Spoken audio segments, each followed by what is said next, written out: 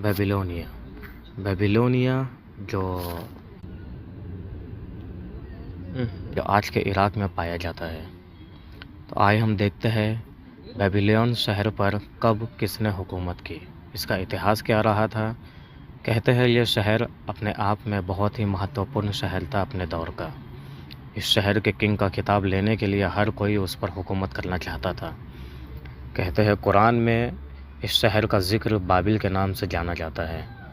यह शहर इराक़ के बगदाद शहर के साउथ में 70 किलोमीटर दूर पाया गया है। वीडियो शुरू करने से पहले हम बीसी और एडी के बारे में जानेंगे। बीसी को बिफोर क्राइस्ट यानी जीसस ईसा अलैहिस्सलाम के पैदाइश के पहले के दौर को बीसी कहा जाता है, और एडी को एनो डोमिनी यानी ईसा अलैहिस्सलाम के बाद जो जीसस है उनके पैदाइश के बाद के दौर को एडी कहा जाता है। पहले के दौर में कैलेंडर नहीं हुआ करता था, तो यह फार्मूला अपनाया गया ताकि लोगों को तारीख समझने में आसानी हो। इसी तरह इस्लामिक हुकूमत में भी उमर रज़ियल्लाहु ताला अन्हु ने अपने दौर में मोहम्मद सल्लल्लाहु अलैहि वसल्लम के हिजरत के वक्त के टाइमिंग से कैलेंडर बनाया ताकि इतिहास सही तरह से लिखा जा सके और लोगों को तारीख समझने में आसानी हो। अब के इतिहासकार BCE लिखते हैं और CE लिखते हैं। वो कहते हैं हम इसे कॉमन मानते हैं, ना कि किसी धर्म के मुताबिक। हालांकि इन्होंने मेथड वही इस्तेमाल में लिया है जो पहले BC और AD में लिया गया था, बस फ़र्क नाम में रखा गया है। BCE को बिफोर कॉमन एरा और CE को कॉमन एरा कहा जाता है। तो आए अब हम आगे बढ़ते हैं और बेबीलोनिया का इतिहास समझते हैं। ये शहर तिग्रिस और यूफ्रेट नदी के पास पाया गया है।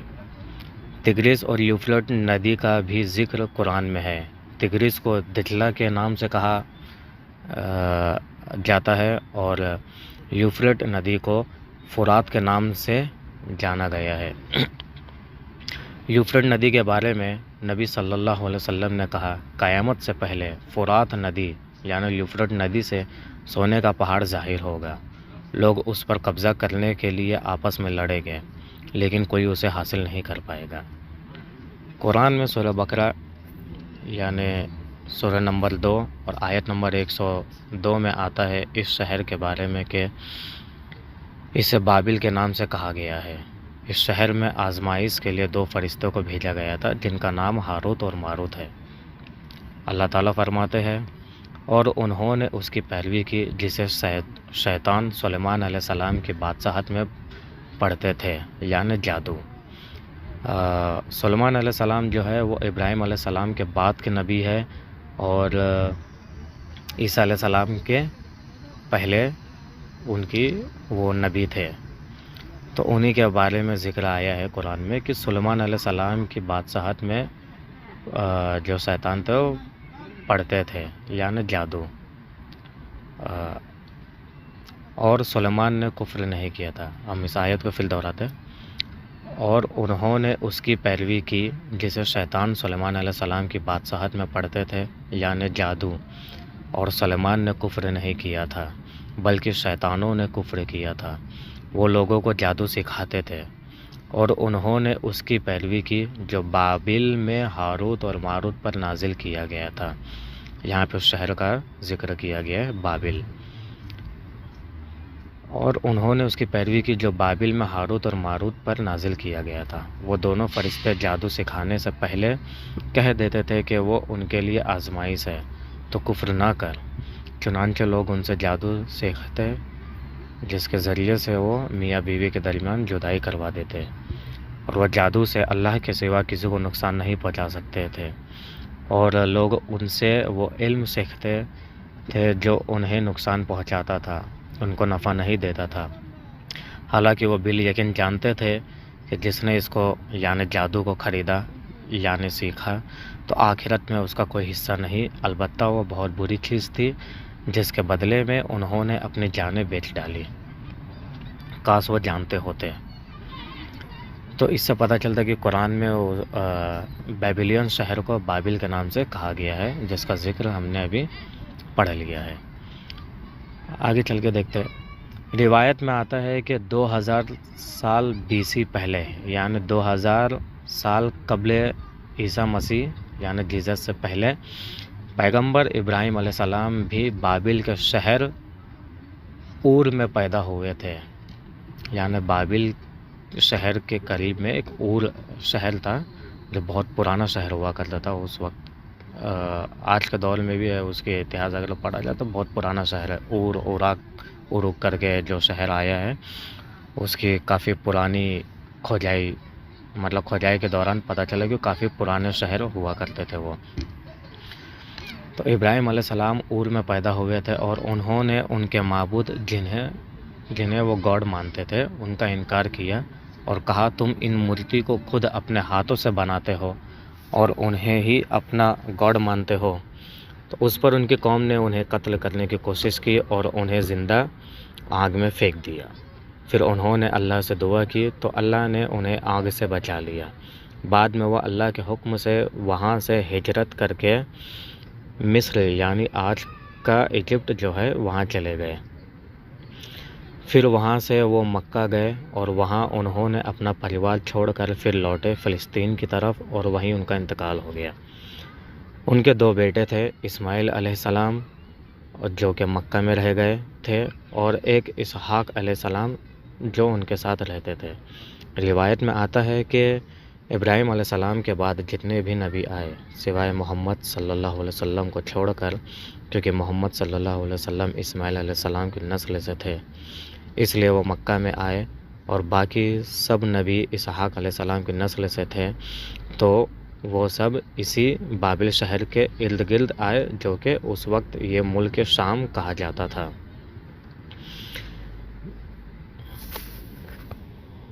तो दोस्तों, आप सबका स्वागत है कहानी इतिहास की में।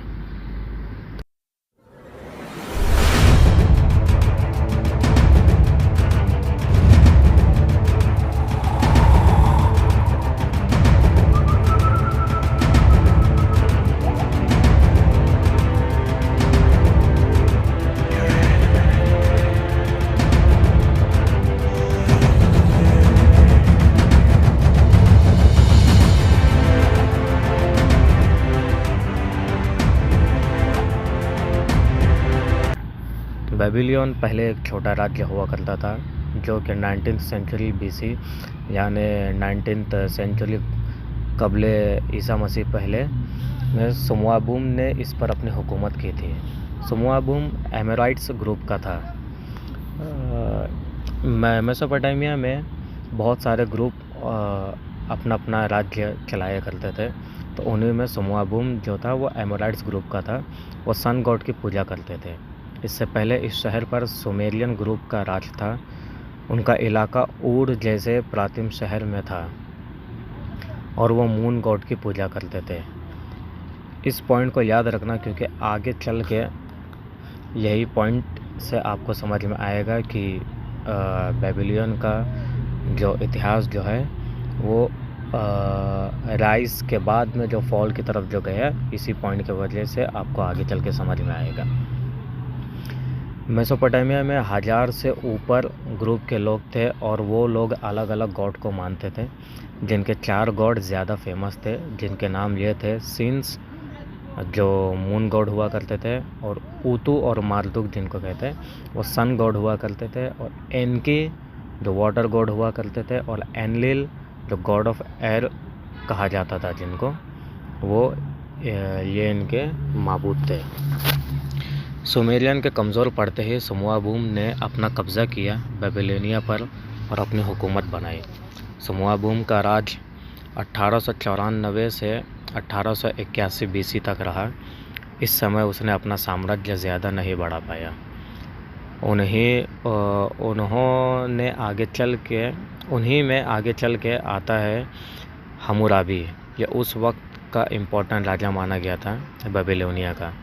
हम्मुराबी 1792 से 1750 बीसी तक सत्ता में रहा और उसी के दरमियान उसने अपना साम्राज्य बढ़ाया और ऊपर की ओर मारी जैसा शहर, जो कि मतलब उस वक्त ट्रेड में बहुत माना जाता था वो शहर, वहाँ तक उसने अपना राज्य बनाया और नीचे की ओर ऊर और उरुक जैसे जो प्राचीन शहर हुआ करते थे, ऊर और उरुक, वहाँ तक उसने अपनी हुकूमत फैलाया। हम्मुराबी के बाद उसके वंशज ने सही तौर पर साम्राज्य नहीं संभाल पाया और धीरे धीरे 1570 BC आते आते कसाइट ने अपने कंट्रोल में बेबीलोनिया को ले लिया और 1154 BC यानी 1154 कबले ईसा मसीह तक उसी का राज रहा उस इलाके में। उसके बाद वक्तन वक्त दूसरे लोग हुकूमत करते रहे। फिर असायरन ग्रुप के लोग ने हुकूमत की। असायरन के कमज़ोर होते होते वहाँ चाल्डियन जो बेबीलोनिया में ही रहने लगे थे वो मजबूत होने लगे, बड़े बड़े पद पर होना शुरू किया। उन्हीं में एक नेबोपोलिसर जो कि जनरल बनता है आगे चल के। तो नेबोपोलिसर ने जो था 730 BC तक जो चाल्डियंस जो है मतलब नेबोपोलिसन भी एक चाल्डियन ही हुआ करता था। तो 730 BC तक चाल्डियन जो है अहम रोल निभाने वाले हो जाते हैं सत्ता में। और 729 BC तक असायरन को कमज़ोर पाकर ये लोग उन्हें सत्ता से हटाकर कुछ जगह पर खुद सत्ता पे बैठ जाता है। यानी जो नेबोपोलिसर था वो लोग जो है असायरन को 729 BC तक जो है असायरन को कमज़ोर पाकर उनको सत्ता से कुछ जगह मतलब कुछ इलाके में उनको सत्ता से हटा के अपने सत्ते पे कब्ज़ा कर लेते हैं। और आगे चल के 626 आते आते नियो बेबीलोनिया की बुनियाद रख देते हैं।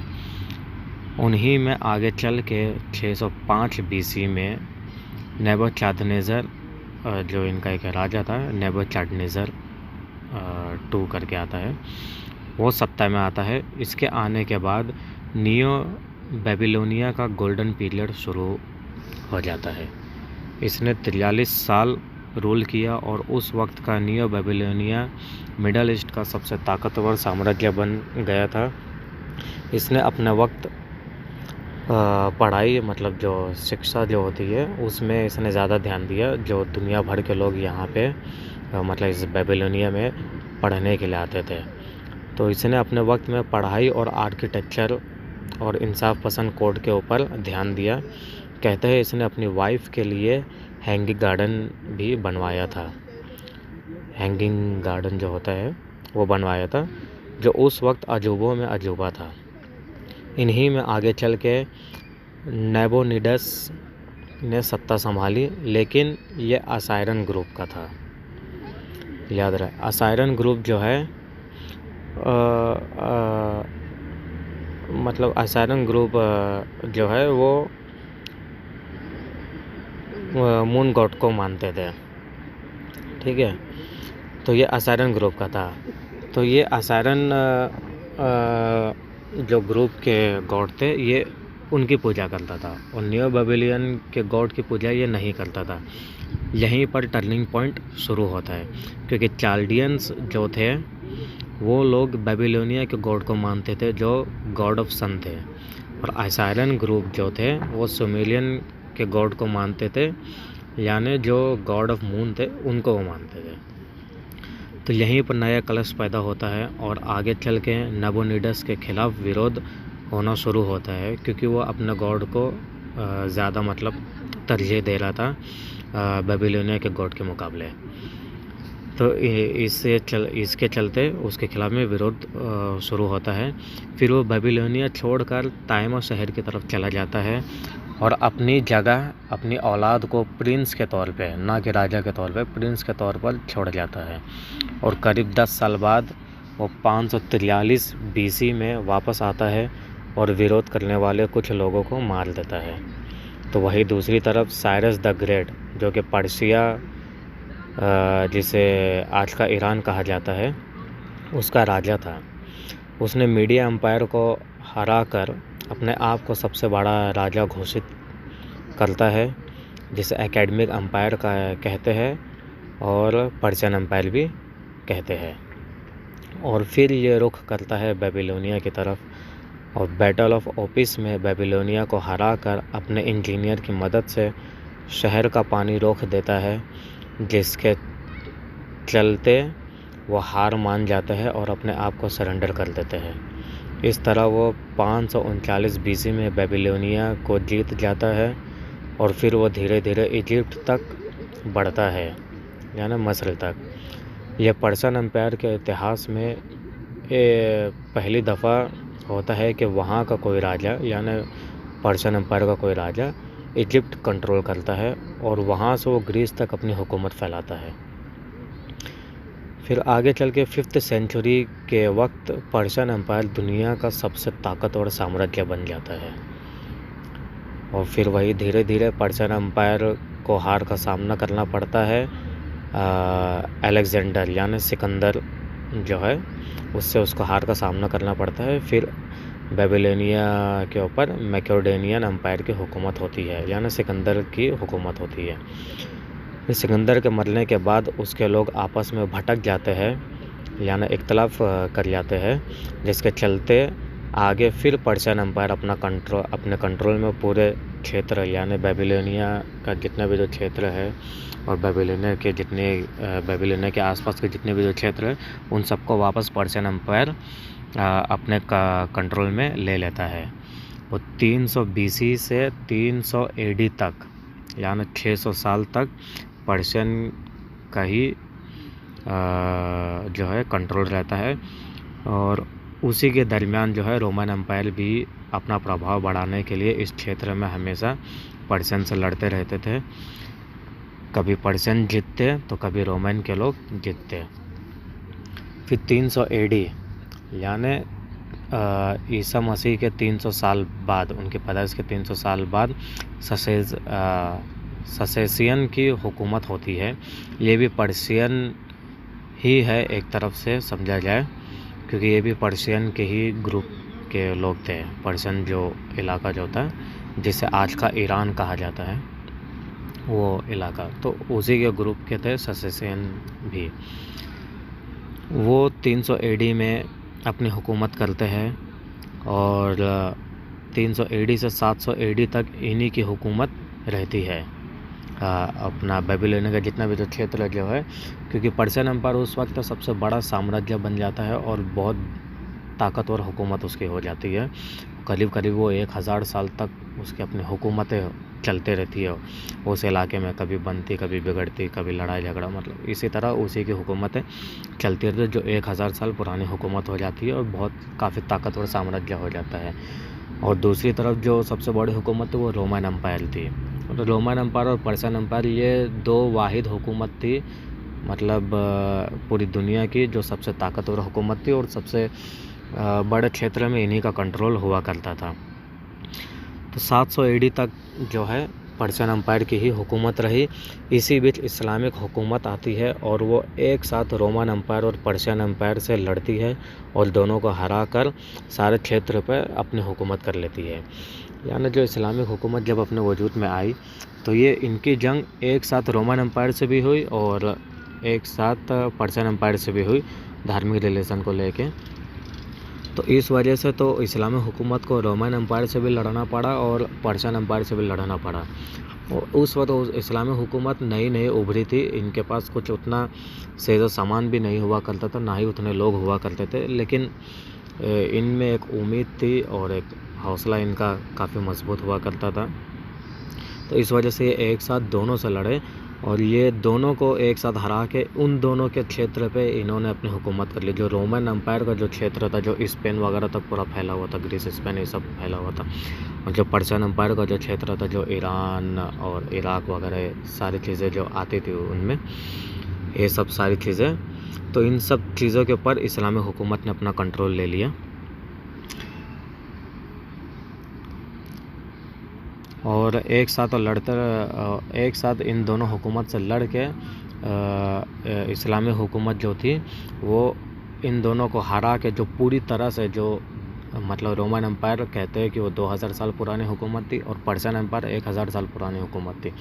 तो इतनी पुरानी हुकूमत को एक साथ हरा के इस्लामिक हुकूमत ने पूरे क्षेत्र को अपने कंट्रोल में लेने के बाद में पूरी तरह से मतलब इनको ख़त्म कर दिया था। मतलब ये पूरी तरह से पर्शियन और रोमन एम्पायर उस वक्त पूरी तरह से ख़त्म हो चुके थे और ये सबसे ताकतवर जो एम्पायर जो बना था उस वक्त सबसे ताकतवर जो हुकूमत जो थी वो इस्लामिक हुकूमत हो चुकी थी। और तब से ये क्षेत्र जो है मतलब बेबीलोनिया का जो मतलब आज का जो इराक़ है और ये जो है ये पूरा क्षेत्र तब से लेके अब तक मुस्लिम हुकूमत के अंडर में ही है। वक्त के साथ साथ ये क्षेत्र मिट्टी में दब गया था। मिट्टी में दब गया था मतलब जो बेबीलोनिया जो क्षेत्र जो था जो शहर जो था ये वक्त के साथ साथ मिट्टी में दब गया था। 19th सेंचुरी में जब इसकी खुदाई जब हुई थी तो उस वक्त इसका निशान मिला था।